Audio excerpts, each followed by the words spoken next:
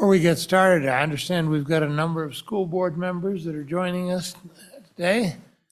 Welcome. I hope you find your stay down here useful. And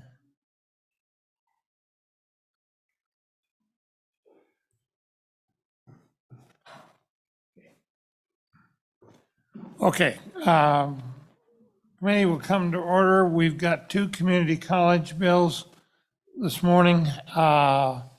House Bill 28 is community college capital construction. It's a joint interim committee bill. Community College Commission, you want to lead off briefly on this one? And it's engrossed version, so tell us what the House did to the joint interim bill.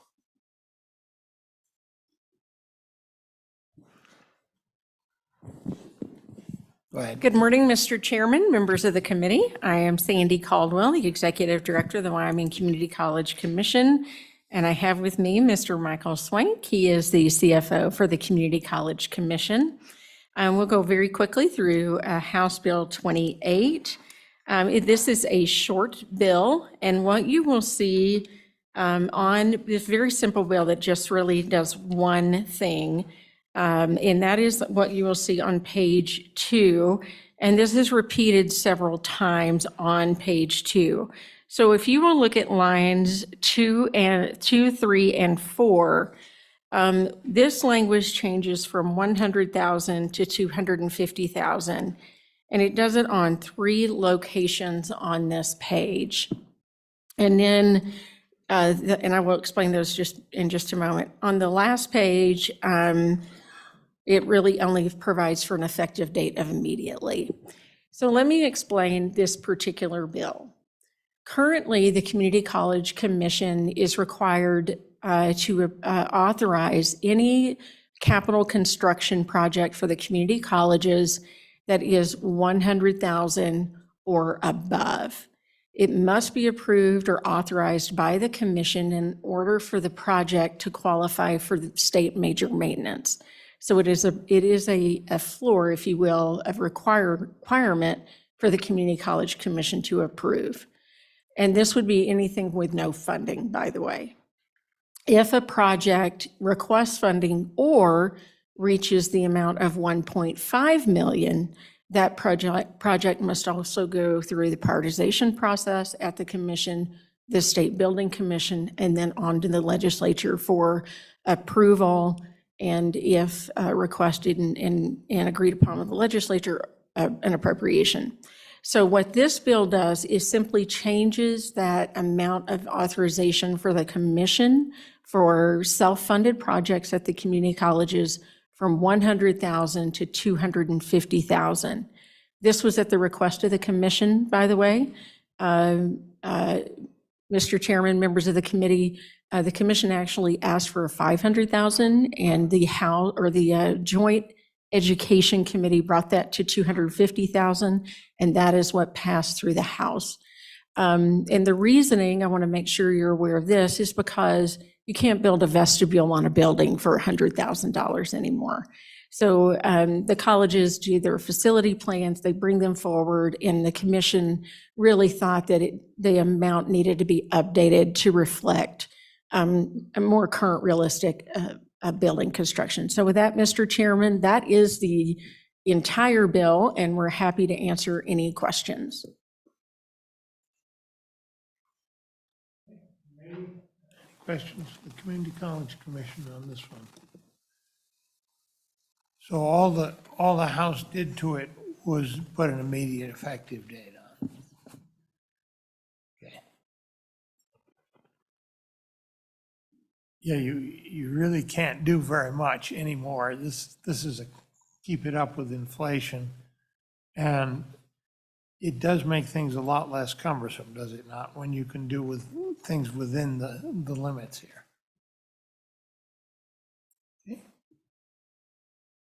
Okay, seeing no questions, thank you very much. Anybody else here present want to testify to this bill? Aaron Taylor, introduce yourself and your outfit. And Good morning, Mr. Chairman, members of the committee. I'm Erin Taylor. I'm the Executive Director of the Wyoming Association of Community College Trustees, And I just wanted to express the college's support for this bill. The trustees, this is a conversation that happens pretty detailed at the commission level. And they had a lot of input, of course, with their facilities management people at the Community College Commission level, and this is something that they support. So, Mr. Chairman, I'd be happy to answer any questions. This is a pretty brief bill. Okay. Thank you. Seeing none. Anybody else? Anybody else? Yeah, I knew this was a simple little bill. This is not a hard one. Okay. Any discussion? Any amendments? Do I hear a motion? So moved. Motion is to pass. Call the roll, please. Senator Beitman? Aye. Senator Brennan? Aye. Senator Rothfuss? Aye. Senator Steinmetz? Aye. Chairman Scott? Aye. 5 ayes. Okay. Thank you very much. Audience, we usually have a good deal more discussion than this, but this one's pretty straightforward. Yeah. Okay. Next, we've got House Bill 29. We're going to ask the Community College Commission to come forward. This, again, is a joint interim bill. And what it does, as I remember, is that it corrects a problem in the definition on these remote classes. There was in doing the funding formula, as I remember, they had a 0.8 of a standard classroom unit, and we changed that, we repealed that, so it's back to standard. You can explain it better than I can.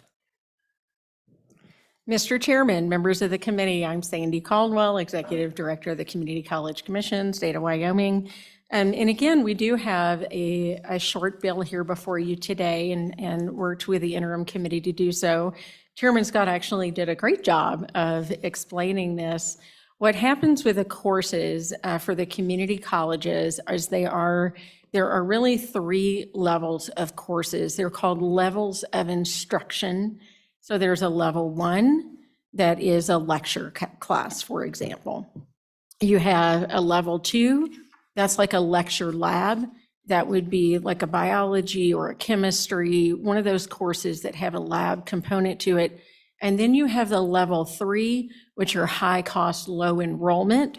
Think of welding, industrial maintenance, auto mechanic, those types of courses that are really heavy equipment, low enrollment, just to manage the course content and the equipment. Those courses have a level 1. That would be a lecture class is assigned in a 1. It's sort of the baseline. A level 2 is then considered a 1.25. That's what it factors in the funding allocation model. And then a level 3, that's that high cost, low enrollment, is a 1.5. That, by the way, is something that changed in 2016. The level 1, 2, and 3 were 1, 1.5, and 2. So in 2016, as part of the cuts, they were compressed to 1, 1.25, and 1.5. And then distance education courses, regardless of what level it was assigned a 0.8, just as you heard the chairman describe. And your 1.2, 1.25, that's the funding as a percentage of the baseline, right? Mr. Chairman, correct. Yes. And what happened with the distance education is regardless of what type of course it was, they were all lowered to below that. And that was the thought that they were less expensive. However, they are not. In many, many cases, they're actually more expensive. For example, a lab course Sometimes labs have to be packaged and sent individually to students. They require special packaging, that kind of thing. I'll not get into that level of detail. This bill is simply to remove that distance ed differential and let the course be what it is. So if it's a level 2 course, it counts for 1.25 or 25% more than that baseline, as you heard the chairman describe. So with that, Mr. Chairman, members of the committee, I'm happy to go in any more detail than you would like. We have a lot of information.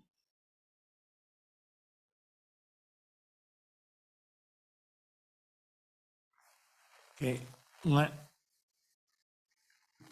me make sure I've got this right.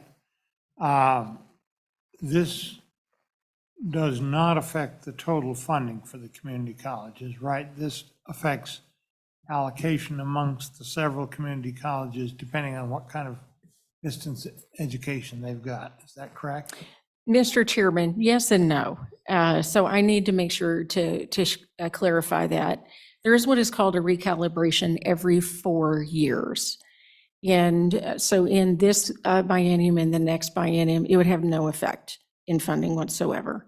What it does do is it divides the pie differently. The amount of funding that the colleges do receive, those who offer some of those level 2 and level 3 and actually level 1 courses at distance ed will get less competitively in the allocation model than another college that offers the same exact course, but only face-to-face. This is significant when you think about our community colleges serving all 23 counties and some of our colleges with very large service areas. You think of Eastern Wyoming College and Western with multiple county service areas where they have a very large outreach, but it impacts all of our colleges. When it would affect would be in the recalibration process every 4 years.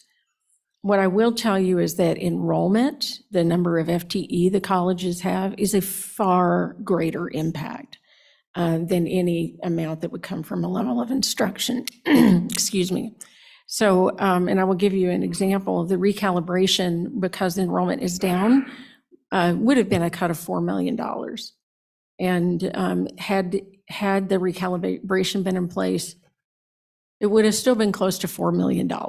And I think you do have a document that has it. I think the total impact of this change based on the enrollment profile right now is over an entire biennium system-wide, I believe it was 400,000. 400,000 system-wide. And that would affect then your ask in the budget, but it still depends on the total budget we pass. Is that right? Yes. Mr. Chairman, you are correct. So the difference between this particular bill and what is currently in place would be, rather than a $4.4 million reduction in standard state aid, it would have been a $4 million reduction. It's not a significant factor in how far that particular recalibration goes. Okay, but again, it depends on what we actually do in terms of a budget for the community college. Mr. Chairman, correct. Any further questions?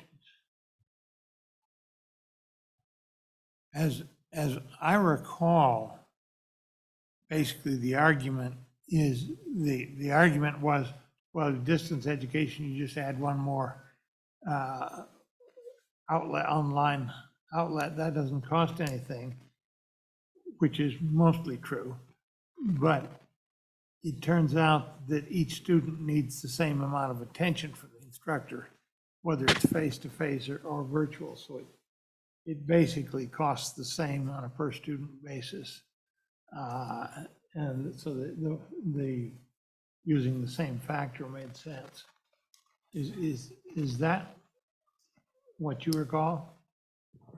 Mr. Chairman, members of the committee, well, the course is the course, and it does cost, actually, the distance ed in general costs a little bit more than a face-to-face class, particularly when you get into level 2 and level 3, which is what this is really focused on. In reality, right now, there's actually a disincentive for colleges to offer courses online. they do it because it's the right thing to do and their students need it. But really, just let the course be the course, and it will even itself out. I believe about 70% of the courses are actually level 1. I'm looking at my fact checker here. So it is about 30% of those lab and heavy equipment courses. And we also saw through the pandemic how quickly the colleges were able to adapt and flex for online, including for high cost, low enrollment courses. So it just to have the course be the course so that they're not trying to have a differential in the allocation model, which the chairman is 100% correct. That's whatever the legislature chooses to appropriate in any given biennium. Your office. I do have a question. How did flex courses and hybrid courses end up getting counted? Does that go to 0.8 or what has happened? Mr. Chairman, so the courses do have to be categorized as one or the other. If they have a component of face-to-face, they are primarily face-to-face, they're considered face-to-face. Almost all courses have an online shell. And so that we do not lump them all into one. It does have to be truly the intent where students need to come to the campus for the course. So if you have, for example, a Tuesday, Thursday course, and it meets Tuesday in class and Thursday not in class, that one would it's called a hybrid course, and that one, I believe, counts as a face-to-face class. That's correct. Okay. Thank you very much. Anybody else? Taylor.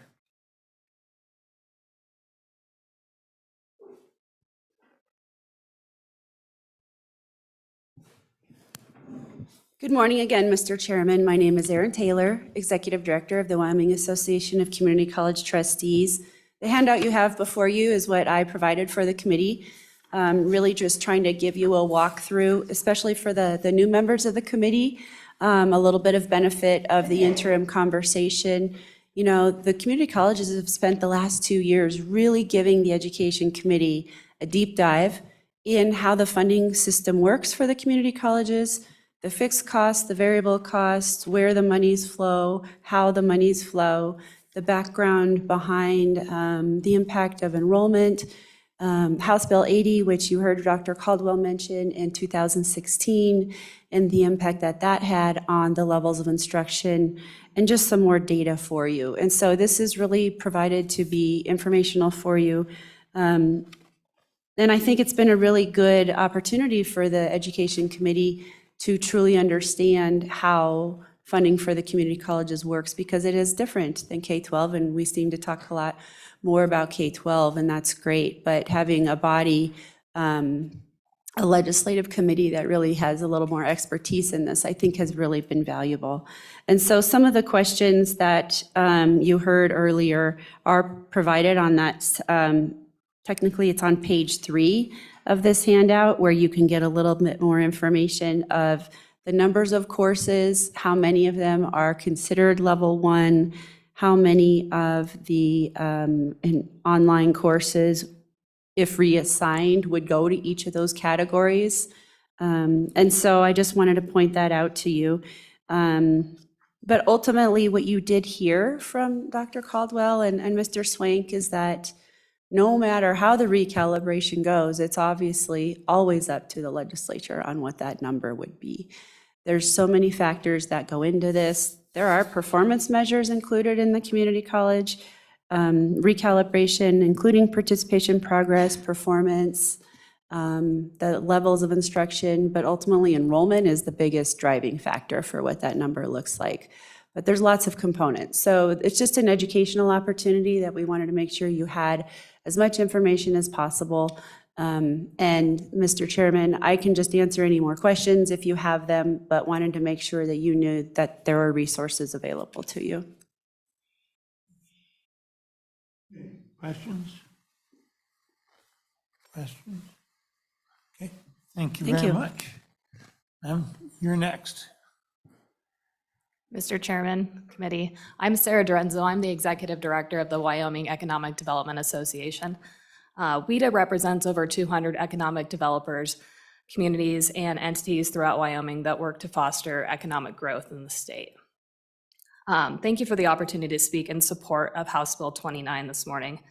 Wyoming's community colleges help to meet state workforce needs by providing flexible and timely job training. This includes high-quality distance education. Giving a lesser weight to distance education in the funding model creates an unnecessary barrier to community colleges.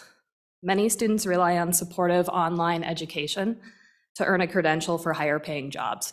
Its flexibility, especially for those who are already working full-time jobs, is key. Online learning today is robust, and it includes conducting virtual laboratory experiments, interacting with complex digital models, or even using 3D simulations of technical equipment. This type of job training is common, especially in healthcare, information technology, sciences, and trades, and these are the workforce development that Wyoming needs. Providing a thorough online experience with tools to support student success requires significant resources. House Bill 29 addresses these by removing the lesser weight given to distance education and focuses the funding on the content of the courses and their level of instruction. This in turn allows community colleges in Wyoming to focus on delivering high-quality job training and education to meet workforce needs. Thank you. Any questions? Thank you very much, you. ma'am. Is there anybody else who wishes to testify on this bill? Anybody else? Seeing none. Committee, do I hear a motion?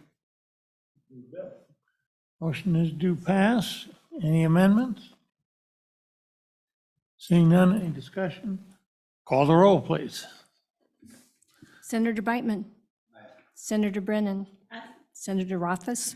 Senator Steinmetz. Chairman Scott. Aye. 5 ayes. Okay, that one. Now, committee, before we quit, I need a volunteer to carry either one of these bills. Okay. If you, yeah, okay. Senator Brennan, you do the first one, and Senator Rothfuss, you're the one that has credibility on instruction, since you do it. All right. Okay, thank you. Can I get, Brian, is it all right if I ask the school board members to stay briefly after the committee meeting? Want to talk to them just a little bit?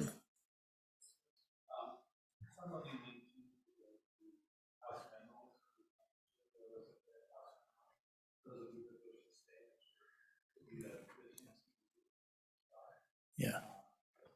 And I won't be very lengthy.